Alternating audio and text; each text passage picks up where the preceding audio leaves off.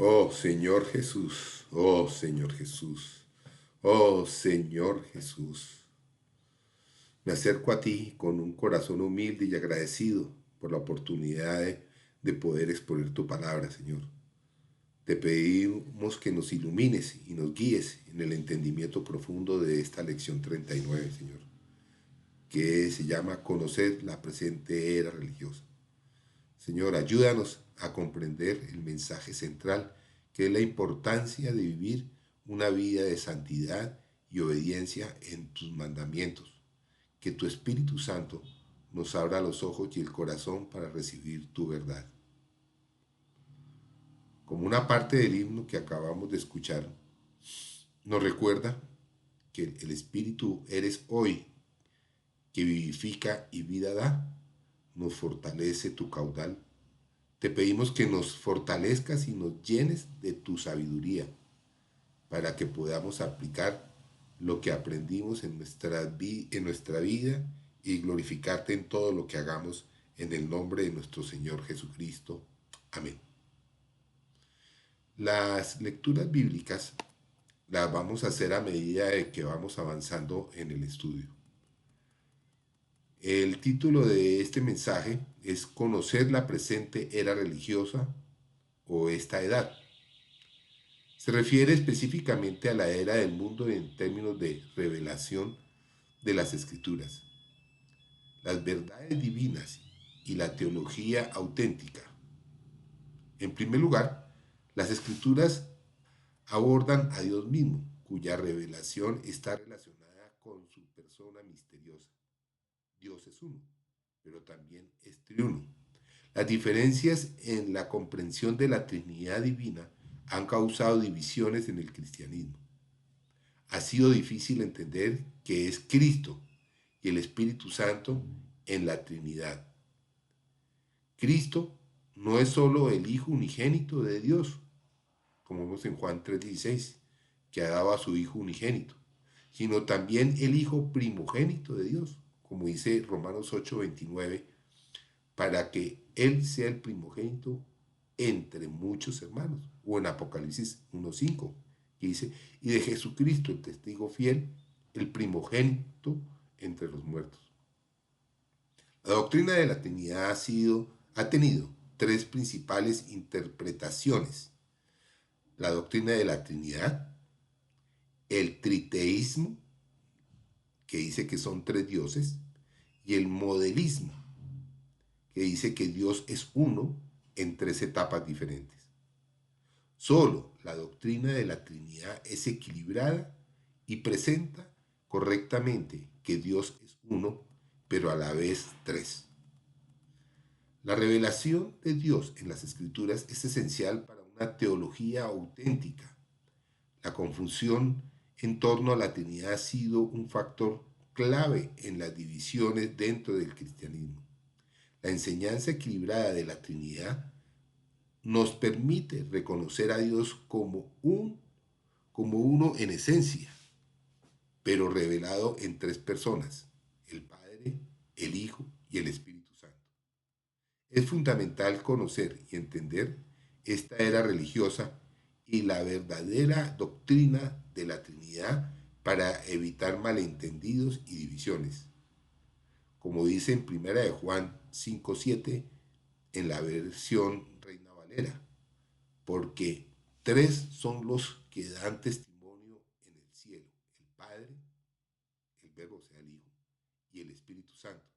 Y estos tres son uno. A medida que profundizamos en la revelación de Dios, debemos mantenernos firmes en la enseñanza equilibrada y bíblica de la Trinidad, que refleja la plenitud de su naturaleza. Entremos al bosquejo. En el número 1 romano dice: ninguna de las teologías actuales, incluyendo el credo de Nicea, enfatiza adecuadamente los siguientes 5 puntos cruciales en cuanto al Espíritu de Dios en el mover de la economía eterna de Dios. Primero, en el numeral A, nos dice que antes de la glorificación, o sea, resurrección, de Cristo, no había el Espíritu que da vida. Juan 7:39, la segunda parte dice, pues aún no había el Espíritu, porque Jesús no había sido aún glorificado. Jesús declaró que quienes creyeran en Él recibirían el Espíritu, pero esto no podía suceder hasta que Él fuera glorificado, es decir, resucitado, como dice en Lucas 24:46. Dice, y les dijo, así está escrito, que el Cristo padeciese y resucitase de los muertos al tercer día. La glorificación de Jesús, que involucró la liberación de su gloria divina, oculta dentro de su humanidad, marcó el momento en que el Espíritu, que no estaba presente antes, ahora estaría disponible. La resurrección de Cristo es no solo como un evento histórico, sino como un momento crucial en el plan divino para otorgar el Espíritu que da vida a los creyentes. Jesús, siendo Dios, ocultó su gloria divina dentro de su humanidad y esta gloria fue revelada y liberada en su resurrección. Este proceso permitió la manifestación del Espíritu, cumpliendo la expectativa establecida antes de su glorificación. La resurrección de Jesús no solo demostró su victoria sobre la muerte, sino que también inauguró la llegada del Espíritu que da vida a los creyentes, a nosotros. Como dice Juan 7:38 y 39. El que cree en mí, como dice la Escritura, de su interior correrán ríos de agua viva. Esto dijo el Espíritu que habían de recibir los que creyesen en él.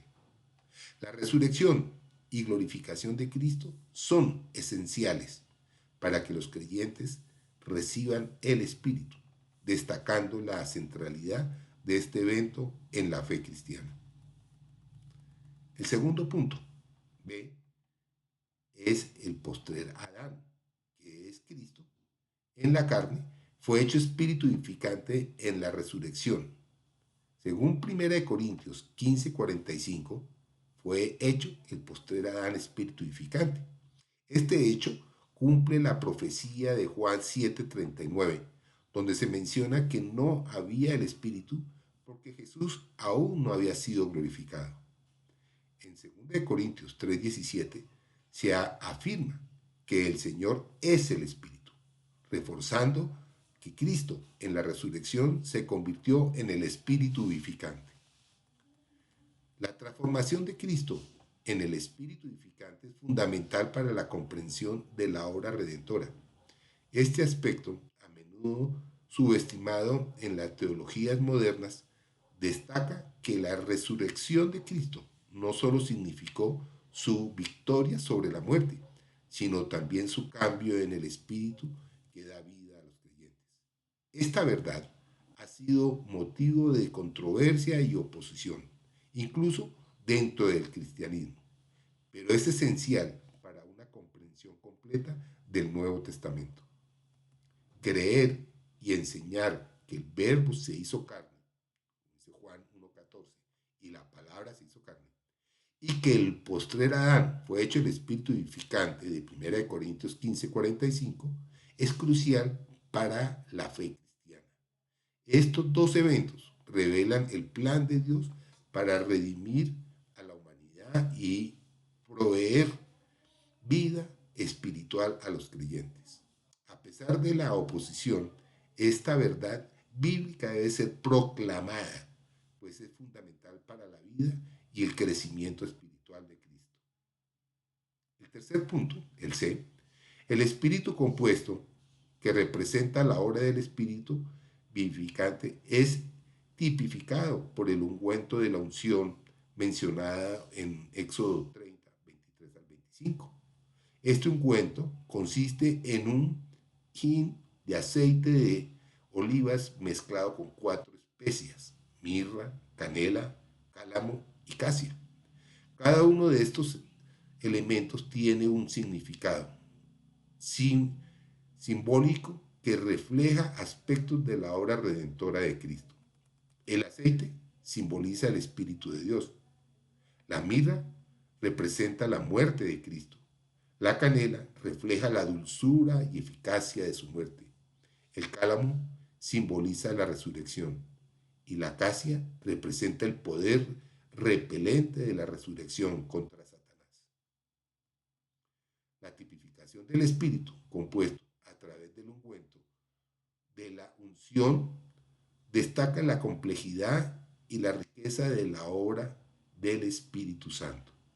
Al ser un ungüento, este ungüento ilustra que el Espíritu no es una entidad simple, sino que incorpora la naturaleza divina y la humana de Cristo. La combinación de estos elementos subraya que la redención es integral y multifacética, mostrando cómo cada aspecto de la obra de Cristo constituye a la salvación y a la vida de los creyentes. La enseñanza sobre el ungüento de la unción en Éxodo 30 no solo revela el carácter compuesto del Espíritu suficiente, sino que también resalta la profundidad de la obra redentora de Cristo.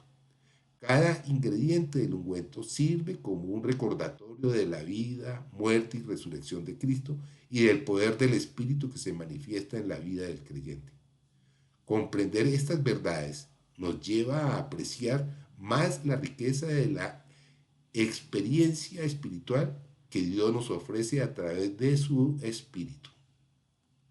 El cuarto punto, el de, según Romanos 8:2, donde dice que porque la ley del Espíritu de vida me ha librado en Cristo Jesús de la ley del pecado y de la muerte. Y en Romanos 8:9 al 11,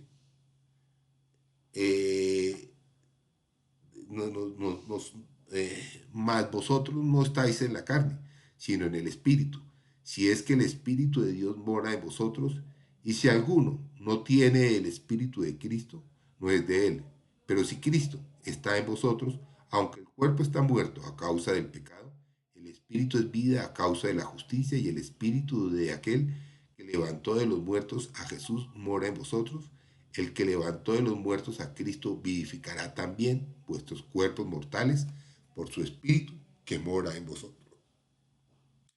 Estos versículos describen al Espíritu de vida, el Espíritu de Dios, el Espíritu de Cristo, Cristo mismo y el Espíritu que mora en los creyentes, todos refiriéndose al Espíritu compuesto que da vida.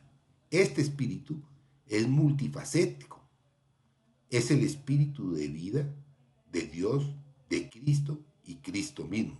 Además, mora en los creyentes para impartir vida continuamente, como lo vemos en 2 Corintios 3, del 17 al 18, que refuerza esta verdad al declarar que el Señor es el Espíritu y que somos transformados por el Señor Espíritu. Este pasaje subraya la unidad y la múltiple faceta del espíritu vivificante. Aunque se le llama de diferentes maneras, todos estos términos apuntan al mismo espíritu compuesto que incorpora la plenitud de la obra redentora de Cristo. Este espíritu no solo trae la vida de Dios a los creyentes, sino que también es la misma presencia de Cristo en nosotros, guiándonos y transformándonos. La referencia en 2 Corintios destaca que la transformación es obra del Señor Espíritu, mostrando la interacción íntima entre Cristo y el Espíritu en la vida del creyente. Entender que el Espíritu de vida, el Espíritu de Dios, el Espíritu de Cristo y Cristo mismo son una misma realidad espiritual nos permite apreciar la riqueza de nuestra experiencia cristiana. Este espíritu multifacético no solo nos da vida, sino que también es Cristo mismo habitando en nosotros, obrando nuestra transformación. Este conocimiento nos llama a vivir en la plenitud del Espíritu, conscientes de que en nosotros mora el Cristo neumático, que es tanto el Señor como el Espíritu, impartiendo vida y guardándonos hacia una transformación continua a su imagen. Bueno, el punto E, que es el último quinto, son los 7 espíritus de Dios.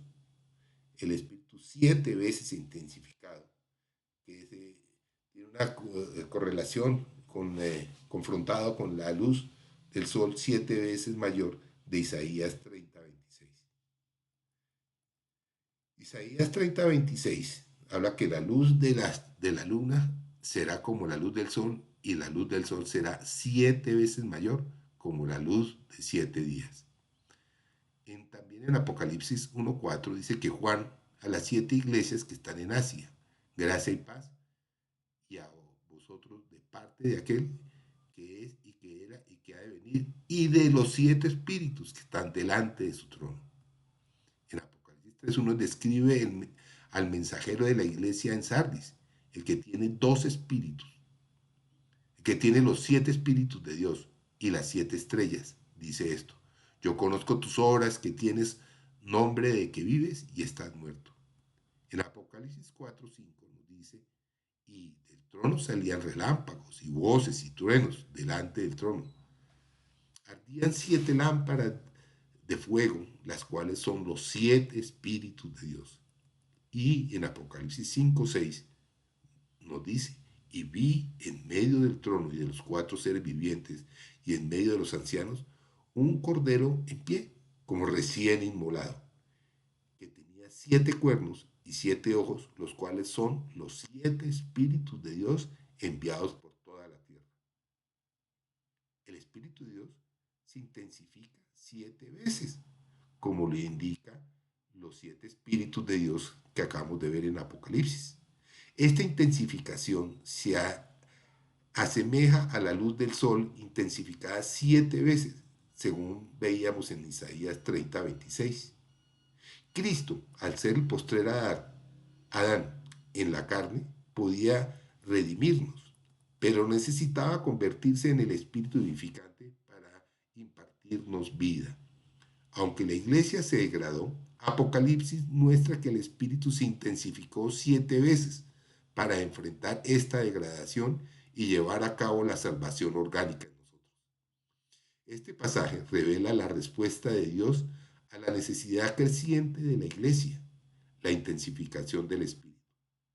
Cristo, al ser nuestro redentor, cumplió con la redención pero al convertirse en el espíritu edificante, pudo habitar en nosotros y darnos vida. En 1 Corintios 15:45 dice: el postrer Adán, espíritu vivificante. La mención de los 7 espíritus en Apocalipsis enfatiza la plenitud y suficiencia del espíritu para enfrentar la degradación de la iglesia y para sostener la vida espiritual de los creyentes. Esta intensificación simboliza una mayor plenitud y poder del Espíritu en su ministerio y obra en los creyentes. La enseñanza sobre los 7 espíritus de Dios nos muestra la abundancia y la suficiencia del Espíritu vivificante para la iglesia y los creyentes. Aunque la iglesia pueda enfrentar degradaciones, el Espíritu intensificado 7 veces es capaz de sostener y revitalizar nuestra vida espiritual. Así debemos reconocer y vivir en la realidad del Espíritu intensificado que nos imparte vida, nos guía y nos transforma, asegurando que la obra de Cristo como nuestro Redentor y Espíritu edificante sea plenamente efectiva en nosotros. Bueno, pasemos al número 2, romano, donde las denominaciones cristianas actuales, incluyendo la Iglesia Católica, los protestantes, las asambleas de los hermanos, las iglesias pentecostales y otros grupos, están limitadas por una teología imperfecta y no bíblica. Esto les impide ver la revelación central de Dios y llevar a cabo su economía eterna debido a la falta de comprensión de estos 5 puntos cruciales relacionados con el Espíritu de Dios. El hermano Lee expone que la revelación central de Dios incluye que Él se hizo carne. La carne se convirtió en el espíritu edificante Y este espíritu edificante fue intensificado 7 veces para edificar la iglesia, formar el cuerpo de Cristo y consumar la nueva Jerusalén. Esta revelación crucial para entender la economía divina ha sido pasada por alto en las teologías predominantes. El recobro del Señor hoy se enfoca en recuperar estos puntos cruciales para vivir la plenitud de la obra de Dios. El llamado es a reconocer y abrazar plenamente la revelación central de Dios en Cristo, quien se hizo carne y luego espíritu edificante intensificado, para cumplir con la economía eterna de Dios. Este entendimiento correcto es crucial para el recobro del Señor en nuestros días, que busca restaurar esta verdad y llevar a la iglesia a cumplir su función como el cuerpo de Cristo y alcanzar la consumación en la nueva Jerusalén. El número 3 Romanos dice que en el recobro del Señor no nos importan los credos, solo nos importa la Biblia. Como norma de la fe, los credos, aunque han sido apreciados por siglos, son limitados y pueden tener desviaciones debido al conocimiento humano. La prioridad debe ser el cuerpo completo de verdades bíblicas en lugar de depender únicamente de los credos, que son incompletos y no contienen todo. Se critica el uso exclusivo de credos como regla de fe en lugar de abrazar completamente la enseñanza bíblica. Este enfoque destaca la importancia de un conocimiento completo y exacto de la Biblia, especialmente en temas cruciales como la Trinidad Divina, donde los credos históricamente han sido deficientes. La decisión de varios grupos cristianos, incluyendo los hermanos y posteriormente otros, de rechazar los credos en favor de la Biblia refleja una búsqueda de pureza doctrinal y espiritual. El recobro del Señor subraya la primacía de la Biblia sobre los credos como fuente de fe y doctrina. Esta postura no solo busca evitar limitaciones doctrinales, sino también enfocarse en una comprensión completa y correcta de las verdades divinas reveladas en las Escrituras. Esta perspectiva sigue siendo relevante para mantener la integridad doctrinal y espiritual dentro del contexto cristiano contemporáneo. El hermano Lee dio también una palabra de conclusión, y en esta conclusión se reconoce que la Trinidad Divina es un misterio profundo e incomprensible. Aunque se estudie exhaustivamente, sigue siendo un tema que supera la comprensión humana.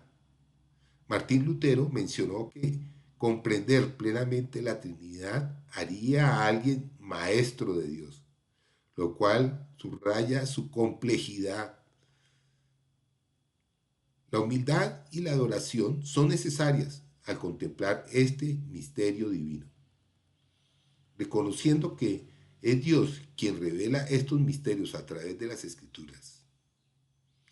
El hermano critica el retorno a los credos como una norma doctrinal, perdón, señalando que estos son deficientes y no contienen todo el conocimiento revelado en las Escrituras.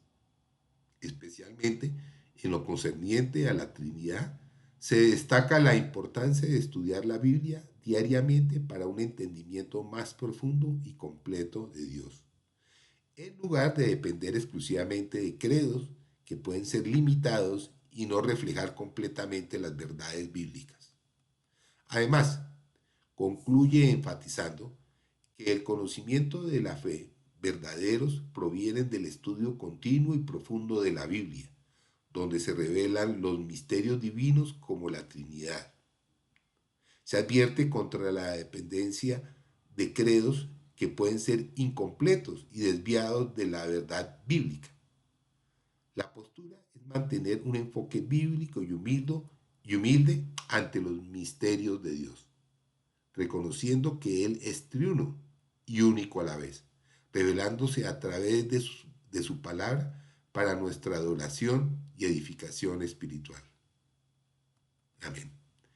En los extractos de las publicaciones del ministerio hay un apéndice. Es una herejía contenida en los credos, que es importante que la tengamos en cuenta, la cual aborda la controversia sobre el título de Madre de Dios, Theotokos, presente en los credos, particularmente en la confesión de la fe macedoniana del año del 451 después de Cristo. Se argumenta que llamar a María Madre de Dios es una herejía, porque implica que una criatura finita pueda ser madre de Dios mismo, lo cual contradice la doctrina bíblica de la divinidad de Cristo. Se aclara que María es madre de la humanidad de Jesús, pero no de su divinidad. Se critica la interpretación de Madre de Dios como un título incorrecto debido a la naturaleza divina completa de Jesucristo. Se enfatiza la dualidad de Jesús como complemento divino y completamente humano, subrayando que María es madre solo en el contexto de su humanidad. El apéndice concluye reafirmando que Jesucristo es completamente Dios y completamente humano. Se destaca que María es la madre de la humanidad de Cristo debido a su nacimiento humano, pero no se le puede atribuir el título de Madre de Dios debido a la naturaleza exclusivamente humana de su relación maternal. Este aparte aboga por una interpretación cuidadosa de los títulos y términos utilizados para describir la naturaleza dual de Jesucristo, basándose en una comprensión bíblica y evitando términos que puedan llevar a interpretaciones erróneas y herejías doctrinales. Amén. Bueno, hermanos, hay 4 preguntas que nos hace el, el estudio, ¿sí? La primera es, ¿cuál es la presente era religiosa? La respuesta es, la presente era religiosa es caracterizada por una falta de comprensión y énfasis adecuados en la obra del Espíritu Santo y la revelación completa de la Trinidad Divina. La segunda es explique brevemente la deficiencia de la teología actual, incluyendo el credo de Nicea, con relación a los 5 puntos cruciales en cuanto al Espíritu de Dios. La teología actual, incluyendo el credo de Nicea, no recalca adecuadamente los 5 puntos cruciales relacionados con el Espíritu de Dios. Primero, la Trinidad Divina como revelación central. Segundo, Cristo como el Espíritu edificante. Tercero, el Espíritu compuesto, tipificado por el ungüento de la unción. Cuarto, el Espíritu de vida, intensificado 7 veces. Y quinto, los 7 Espíritus de Dios. Y la tercera pregunta es, ¿por qué la Iglesia Católica, las denominaciones protestantes, la Asamblea de los Hermanos, las iglesias pentecostales y todos los grupos libres están limitados en cuanto a la revelación central de Dios y no pueden cumplir la economía eterna de Dios? Dice, las limitaciones de la Iglesia Católica, las denominaciones protestantes, las asambleas de los hermanos, las iglesias protestantes y otros grupos libres, radican en su adherencia a credos que no contemplan adecuadamente la revelación completa de la Trinidad Divina y otros aspectos centrales de la economía eterna de Dios, impidiendo así su capacidad para cumplir plenamente con el propósito divino. La cuarta y última pregunta es, ¿por qué en el recobro del Señor no nos importan los credos, sino que solo nos importa la Biblia? En el recobro del Señor no se priorizan los credos porque estos son considerados incompletos y pueden contener errores doctrinales. En cambio, se enfatiza la Biblia como la única autoridad y guía doctrinal, permitiendo una interpretación más completa y fiel de la revelación divina sin las limitaciones impuestas en los credos históricos. Oh Señor Jesús. Gracias Señor por tu revelación que nos enseña la importancia de buscar tu verdad por encima de las limitaciones humanas, Señor. Ayúdanos a valorar tu palabra sobre cualquier credo o doctrina y a vivir en el Espíritu, según tu voluntad, para cumplir tu economía eterna